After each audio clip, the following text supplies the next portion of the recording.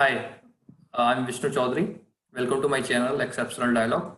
This video is about TFCCIL Executive Civil Job Profile. Today I have with me Vipul Malviya.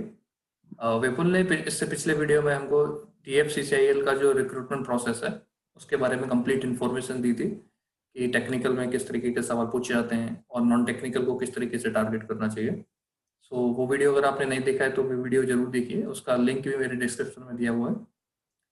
इस video में हम विपुल से जानेंगे कि जब आपका सिलेक्शन हो जाता है उसके बाद आपका जो जॉब प्रोफाइल है वो किस तरीके का है, नेचर ऑफ जॉब कैसा है, फिर सैलरी, फ्यूचर प्रमोशन, इन सब के बारे में बात करेंगे। तो Vipul, welcome to my YouTube channel. Thank you Vishnu. Vipul, आप ये बताइए, जब आपका सिलेक्शन हो गया सीबीटी के थ्रू, उसके बाद अगला जो आपकी कुछ ट्रेनिंग होती है जो, या फिर आपको डायरेक्टली जिस पोस्ट के लिए रिक्रूट किया गया डायरेक्टली उस पर पोस्टेड कर दिया जाता है? नहीं, हमारी जो ट्रेनिंग होती है इसमें 3 मंथ्स की ट्रेनिंग होती है, जिसमें कि जो फर्स्ट मंथ है वो उसमें ट्रेनिंग होती है हमारी पुणे में होती है, इरिसेन पुणे, जो कि फाउंडेशन कोर्स होता है। उसके बाद सेकेंड मंथ की ट्रेनिंग हमारी फील्ड ट्रेनिंग होती है, जो आपकी पोस्टिंग डिसाइड हो जाती है कौन सी यूनिट में आपकी पोस्टिंग होगी, वहाँ पे आपकी फील्ड ट्रेनिंग होती है 1 महीने की। उसके बाद जो थर्ड मंथ है वो वापस हमको पुणे भेजा जाता है इरिसेन में ही, वो हमारा टेक्निकल कोर्स होता है। बस 3 महीने की ट्रेनिंग है, उसके बाद फील्ड में पोस्टिंग है आपकी। ट्रेनिंग में विपुल कोई एग्जाम वगैरह होते हैं इसमें? यस, ट्रेनिंग में जब कोर्स एंड होता है तो मल्टीपल चॉइस क्वेश्चंस का पैटर्न का एक एग्जाम होता है, ये जो कि ट्रेनिंग इंस्टीट्यूट वाले कंडक्ट कराते हैं। उसमें सर्टेन परसेंटेज मार्क्स फिक्स होते हैं, वो मार्क्स आपको लाने होते हैं। ज्यादा स्ट्रिक्ट क्राइटेरिया नहीं है, लिबरल है, ठीक है। विपुल, आपकी जो ट्रेनिंग थी, इस ट्रेनिंग के बाद आपकी पोस्टिंग दी गई थी, तो पोस्टिंग किस यूनिट में दी जाएगी या पोस्टिंग की जो लोकेशन होगी वो कौन सी होगी, आपसे पूछा गया था या वो खुद ही आपको अलॉट करते हैं? नहीं, इसमें जो हमसे प्रेफरेंस फिल करवाए गए थे, हमसे 3 प्रेफरेंस फिल करने होते हैं आपको। तो अभी ऐसा है कि करंटली 2 डीएफसी का वर्क इन प्रोग्रेस है, western DFC and eastern DFC. तो वेस्टर्न डीएफसी में आपकी यूनिट्स है जयपुर यूनिट, अजमेर, मुंबई, इस टाइप से। और जो ईस्टर्न डीएफसी है उसमें आपकी कोलकाता यूनिट है, मुगलसराय यूनिट है, प्रयागराज यूनिट्स है। तो जो भी आपकी प्रीफर्ड आप पोस्टिंग जहाँ चाहिए वो आप प्रेफरेंस दे सकते हो, आपकी रैंक के हिसाब से आपको चॉइस जो है मिलेगी। अच्छा, आपकी पोस्टिंग कहाँ दी गई थी? मेरी पोस्टिंग हुई है वेस्टर्न डीएफसी की अजमेर यूनिट के अंदर। ओके बिल्कुल, तो आपकी जो पोस्टिंग हो गई, जब आपने ज्वाइन कर लिया वहां पे, उसके बाद अब आपका जो नेचर ऑफ वर्क है वो किस तरीके का है एग्जैक्टली इसमें? तो करंटली जो डीएफसी है वो अभी कंस्ट्रक्शन फेज में है। 2022 में टारगेट है ऑपरेशन फेज में लाने की। तो कंस्ट्रक्शन फेज में जो मेजर जो एग्जीक्यूटिव सिविल्स है उनकी 2 टाइप की पोस्टिंग है। पहली है आरओबीज के ऊपर, रोड ओवर ब्रिज पे। दूसरा है ट्रैक। ट्रैक मतलब जैसे जो रेल की जो पटरी होती है उसका जैसे 40 से 50 किलोमीटर का सेक्शन आपके अंडर में होता है। और जो आरओबीज है वो एक आरओबीज के आप इंचार्ज रहते हो। तो इन दोनों में जो काफी मेजर डिफरेंस है, इनकी वर्किंग में जो है काफी मेजर डिफरेंस है। तो अब जैसे मैं पहले आपको आरओबी का बताता हूँ, मैं खुद जो है पिछले 1.5 साल से आरओबी पोस्टेड। तो आरओबी पे जो सिंपली जो जूनियर इंजीनियर जैसी पोस्ट है आपकी, फील्ड का 100% रेस्पॉन्सिबिलिटी आपका रहता है। उसकी क्वांटिटी क्वालिटी सबके लिए आप रेस्पॉन्सिबल रहते हैं। और दूसरी चीज है सेक्शन में ट्रैक पे जो जिनको मिलता है, उसमें यहाँ फीडिक कॉन्ट्रैक्ट चल रहा है जो कि 3 स्टेज में है। सबसे पहले कॉन्ट्रैक्टर है जैसे कि एलएनटी है। दूसरा आपका पीएमसी है, प्रोजेक्ट मैनेजमेंट कंसल्टेंसी। और तीसरा जो क्लाइंट है वो डीएफसीसीआईएल है। तो उसमें कहीं ना कहीं काफी कम रोल है डीएफसीसीआईएल के स्टाफ का। सिर्फ 10% टेस्ट चेक मान सकते हैं आप, जो एग्जीक्यूटिव सिविल्स का है। आपका जो मेजरली जो काम है वो पीएमसी का लुक ओवर है, पीएमसी का मैनेजमेंट आपका काम है। तो काफी मेजर रोल नहीं है इसमें, ये कह सकते हैं in simple words. Executive civil का काफी मेजर रेस्पॉन्सिबिलिटी नहीं है कौन सेक्शन में। जैसा आप बता रहे फील्ड जॉब है, तो ऑफिस में कुछ काम होता भी है या फिर सारे टाइम आपको फील्ड पे ही रहना कंपलसरी? मेजरली जो है फील्ड जॉब है, ऐसा नहीं है कि बिल्कुल ऑफिस में काम नहीं है, ऑफिस में भी काम रहता है। आपको रजिस्टर्स मेंटेन करने होते हैं, जैसे आरओबी पे होता है, आरओबी पे जो कॉन्ट्रैक्टर का जो रनिंग बिल है वही एग्जीक्यूटिव को प्रिपेयर करना होता है। तो ऐसा नहीं है, ऑफिस पे भी काम है, लेकिन मेजरली जो काम होता है वो फील्ड वर्क है। तो आपको जैसे ऑफिस से फील्ड आना है, फील्ड से ऑफिस जाने के लिए कोई व्हीकल वगैरह प्रोवाइड किया जाता है? Yes, there is a pool quota vehicle, not personal vehicle. Pool quota vehicle होता है जो कि किसी पर्सन का नहीं होता है, वो आरओबी के लिए होता है। जो भी पर्सनल एम्प्लॉयड है आरओबी पे वो यूज कर सकते हैं। सिमिलरली सेक्शन में भी है। हाँ, इसमें जैसे कि हाई पोस्ट है, जैसे एपीएम से कुछ पोस्ट है, वहां से पर्सनल व्हीकल के लिए आप एलिजिबल हो जाते हो। सो विपुल, जो DFCCIL में एज ए एग्जीक्यूटिव सिविल आप जॉब कर रहे हैं, उसका एक्चुअली वर्किंग आवर्स कितना होता है और वर्किंग डेज कितने होते हैं इसमें? वर्किंग आवर्स 9:30 to 5:30 है। एंड सैटरडे को जो है हाफ डे रहता है, 9:30 to 1:30। Six six days per week job है। लेकिन जो, हाँ, न्यू दिल्ली में जो हेड ऑफिस है वहाँ सैटरडे ऑफ रहता है। बाकी field units, field office, field site office, everything सब जगह सैटरडे को हाफ डे रहता है। सो विपुल, जो आपका एक्चुअल वर्क है वो, क्योंकि DFCCIL भी एक रेलवे के PSUs है, इस तरीके से रेलवे की बाकी PSU जैसे राइट्स है, इरकॉन है या बाकी MRVC, तो इन इन सबसे वो किस तरीके से डिफरेंट वर्क है यहाँ पे? तो रिसेंटली जो DFCCIL है उसको रेलवे का दर्जा दे दिया गया मिनिस्ट्री ऑफ रेलवे के थ्रू। Now there are two railways, first is Indian railways and second is DFC railways. तो ऑब्वियसली वर्किंग जो है यहाँ पे रेलवेज जैसी रहेगी, फ्रेट ट्रेन का मूवमेंट होगा।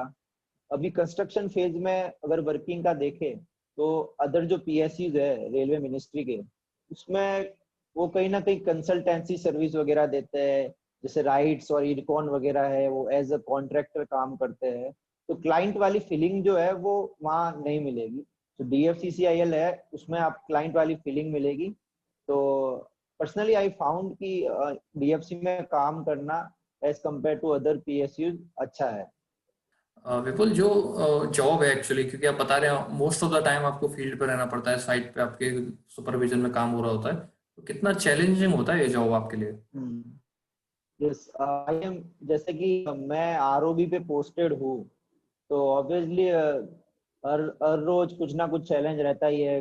पब्लिक डीलिंग भी रहती है मेरी। तो डिपेंड करता है आपका आरओबी कैसी लोकेशन पे है। कुछ कुछ आरओबी काफी सिटी के मिड से गुजर रहे हैं। मेरा भी आरओबी कुछ इसी टाइप का है। तो है, चैलेंजेस है इसमें। कभी कभी कोई यूटिलिटी शिफ्टिंग भी करवानी होती है, आपको लाइंस करनी होती है स्टेट गवर्नमेंट डिपार्टमेंट से, इंडियन रेलवे के पर्सनल के साथ लाइजनिंग करनी होती है।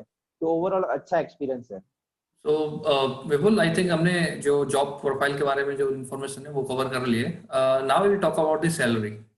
तो अब जो सैलरी है वो इन हैंड सैलरी कैसी कितनी मिलती है, ग्रॉस सैलरी क्या है, तो एग्जैक्टली सैलरी का ब्रेकअप कैसा है?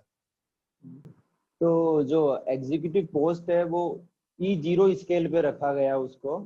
दैट इज जो कि एग्जीक्यूटिव कैडर के सबसे बॉटम पे है E0। तो उसका बेसिक पे जो है वो 30,000 है। और जो ग्रॉस सैलरी है वो मिनिमम जो जेड क्लास सिटीज में देखा है तो 50,000 ग्रॉस सैलरी है। इन हैंड सैलरी अराउंड 42,000 है।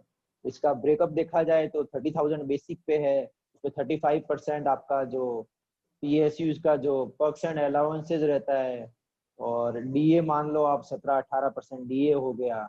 और HRA मिलता है यहाँ पे जो कि क्लास जेड सिटीज के लिए 8% HRA है। तो ये आप अराउंड देखोगे ग्रॉस, तो ग्रॉस 50,000 के आसपास। विपुल, इसमें आपको HRA दिया जा रहा है या रहने के लिए कोई क्वार्टर वगैरह की फैसिलिटी होती है या नहीं होती?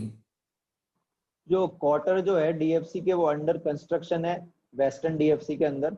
और अगर है भी तो काफी कम नंबर्स में है वो। आई डोंट थिंक सिविल वालों को अलॉट भी होंगे। वो जो है रनिंग लाइन स्टाफ है, जो लोको पायलट्स वगैरह, क्वार्टर्स उनके लिए रहेंगे। तो उसमें भी टाइप 1, टाइप 2, टाइप 3 इस टाइप से क्वार्टर है।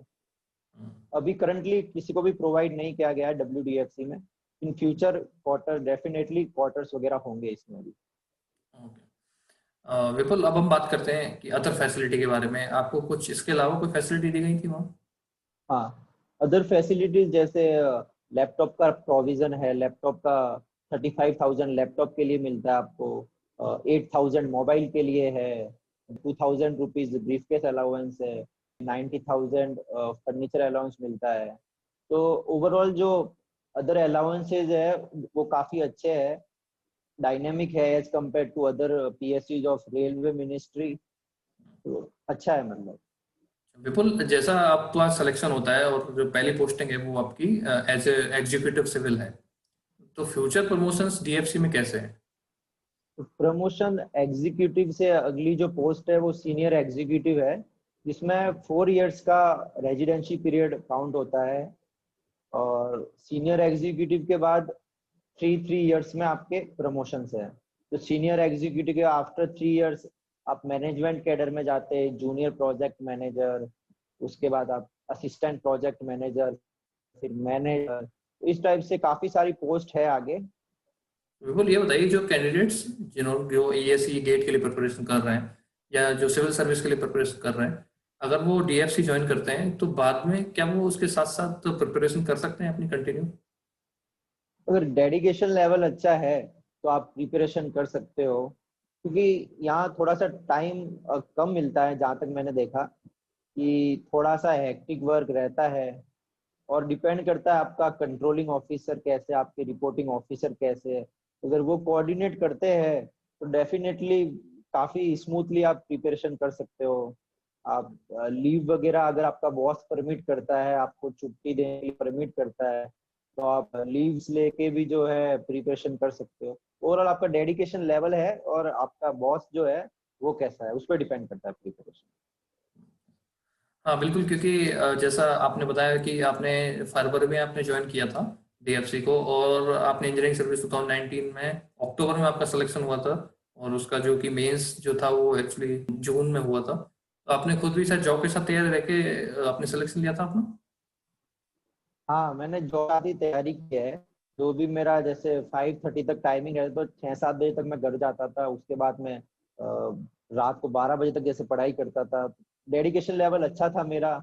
और लास्ट टाइम में जो मैं लीव अप्लाई था, तो मेरे को लीव भी मिल गई थी, काफी लंबी छुट्टी मिल गई थी, 1 महीने की अप्रोक्स। तो उसमें अच्छे से प्रिपरेशन की मैंने। मेरे बॉस अच्छे थे, उन्होंने मेरे को अलाउ किया था, हाँ कि आप जा सकते हो लीव लेके। तो डिपेंड करता है। सो विपुल, आपने जो डीएफसी है, आपने एग्जीक्यूटिव सिविल की पोस्ट पे ऑलमोस्ट 1.5 साल के लिए जॉब किया है, तो आप अपने ओवरऑल एक्सपीरियंस से जो फ्यूचर एस्पिरेंट्स हैं उनको क्या सजेस्ट करेंगे कि इनको ज्वाइन करना चाहिए कि नहीं? एंड सेकेंडली, अगर वो ज्वाइन करते हैं तो उनके क्या एडवांटेज हैं और क्या डिसएडवांटेज हैं ज्वाइन करने के? अगर आप रिसेंटली पास आउट हो, आप यंग हो काफी, 21-22 साल की आपकी एज है, तो डेफिनेटली आप फ्यूचर प्रिपरेशन कर सकते हो। अच्छी हाई पोस्ट के लिए, यूपीएससी के लिए प्रिपरेशन कर सकते हो। लेकिन हाँ, अगर कोई काफी टाइम हो गया पास आउट हुए, तो उनको तो ज्वाइन करना चाहिए। ठीक है। और अगर अब मैं बात करूँ इसके एडवांटेज और डिसएडवांटेज की, तो सबसे पहले एडवांटेज की बात करूंगा। वो ये है कि जो सिविल वालों के लिए है, कोर सिविल इंजीनियरिंग एक्टिविटी आपको देखने को मिलेगी। आपने जो भी अपनी पढ़ाई के टाइम में जो देखा है कॉलेज में, उस टाइम जो आपने किताबें पढ़ी है, वो सारा आपको देखने को मिलेगा यहाँ पे। एकदम कोर ब्रांच में जो काम करने को वो डीएफसीसीआईएल में मिल जाएगा। ये एडवांटेज है। और बाकी मैं डिसएडवांटेज की बात करूँ, तो बीटेक जो डिग्री होल्डर्स है, उनको E0 स्केल पे रखा गया है, जो कि इक्विवेलेंट टू डिप्लोमा होल्डर्स है। तो बीटेक होल्डर्स के लिए थोड़ा सा ये डाउनग्रेड किया गया है उनको। और दूसरा ये है कि डीएफसीसीआईएल एक न्यू ऑर्गेनाइजेशन है, 2006 में बना था ये डीएफसीसीआईएल। तो और रेलवे मिनिस्ट्री के अंडर है, तो थोड़ा सा इसमें इनस्टेबिलिटी है, क्योंकि जो हाई पोस्ट पे जो है वो इंडियन रेलवे के ऑफिसर्स जो है वो आते हैं डेपुटेशन पे यहाँ पे। जो परमानेंट एम्प्लॉय है, उनके प्रमोशन थोड़ा एक पोस्ट पे जाने के बाद डिले हो जाएंगे। तो ये इसके डिसएडवांटेज है। आई थिंक विपुल, हमने जो जॉब प्रोफाइल डीएफसीसी की है फॉर एग्जीक्यूटिव सिविल, उसके बारे में जो इंफॉर्मेशन, बेसिक इंफॉर्मेशन जो स्टूडेंट को पता होना चाहिए, we have already discussed that. And hopefully ये इंफॉर्मेशन से उनको बेटर डिसीजन मेकिंग में हेल्प करेगी।